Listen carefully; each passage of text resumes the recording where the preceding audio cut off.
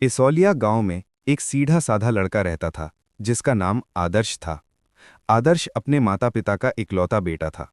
उसका घर बहुत बड़ा तो नहीं था, लेकिन वहां सच्चाई और मेहनत की रोशनी हमेशा रहती थी। आदर्श रोज सुबह जल्दी उठकर अपने गांव के आदर्श इंटर कॉलेज जाता था। पढ़ाई में वो बहुत अच्छा था। उसका सपना था कि वो बड़ा होकर अपने गांव का नाम रोशन करे और अपने माता पिता को गर्व महसूस कराए। लेकिन आदर्श के परिवार की हालत बहुत अच्छी नहीं थी। उसके पिताजी खेती करके घर चलाते थे और माँ घर के कामों के साथ साथ कभी-कभी दूसरों के घर भी मदद करने चली जाती थी। आदर्श समझदार था। वो जानता था कि उसकी जिम्मेदारी केवल पढ़ाई तक सीमित नहीं है, बल्कि घर के छोटे-मोटे काम भी उसे ही संभालने होते हैं। स्कूल में आदर्श का सबसे अच्छा दोस्त मनीष था। मनीष बहुत ही खुशमिजाज और मददगार लड़का था।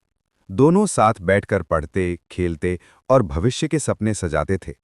मनीष हमेशा आदर्श से कहता, देखो आदर्श, एक दिन हम दोनों शहर जाएंगे, खूब पढ़ाई करेंगे और बड़े आदमी बनकर गांव लौटेंगे।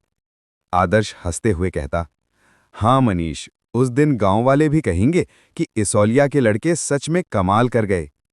समय बीतता गया। परीक्षा नजदीक आ गई। आदर्श दिन रात मेहनत करने लगा।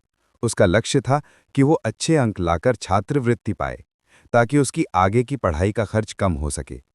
लेकिन किस्मत को कुछ और ही मंजूर था।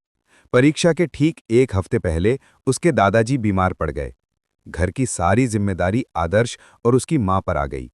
खेत में काम करना, घर संभालना और साथ में पढ़ाई, सब कुछ आदर्श को करना पड़ा। मनीष भी हर दिन मदद करने आता था, लेकिन आदर्श का बोझ कम नहीं हो रहा था। आखिरकार परीक्षा का दिन आया।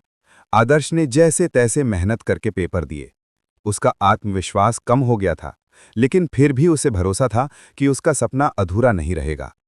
कुछ दिनों बाद जब रिजल्ट आया तो मनीष ने अच्छे अंक लाकर छात्रवृत्ति हासिल कर ली। गांव वाले उसकी तारीफ करने लगे, लेकिन आदर्श का नाम पीछे रह गया। उसकी मेहनत उतनी सफल नहीं हो पाई जितनी